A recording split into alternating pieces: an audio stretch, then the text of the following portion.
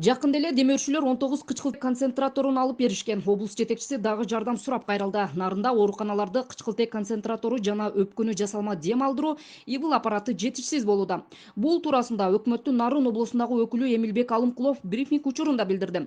Анын айтымында облустук жана райондук ооруканаларда учурда 153 кычкылтек концентратору пайдаланып жатат. Дагы 300дөй аппаратка муктаждык жаралууда. Ал эми өпкөнү жасалма дем алдыруучу 28 аппарат бар. Дагы ушундай 17 жабдуу жетишпей жатат.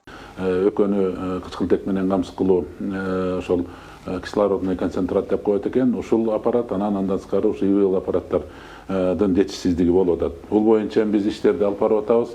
Республикалык штабта билет, андан сырткары мына демөөрчүлөргө да кайрылганбыз. Ушул жалпы калкка өзүбүздүн атуулдарыбызга да кайрылганбыз. Мына ошолор боюнча азыр маалымат берсем, бул облус боюнча 153 азыр ушу кычкылтек концентраты бар экен. Бул бардык райондор областтык больницаны алганда. Анын ичинен 19-у ушул бүгүнкү күндө демөөрчүлөр тарабынан алынып берилди мына жаңы эле. Дагы жолдо келаткандар болуп атат, айтып атышат, жардам берели дегендер болуп атат.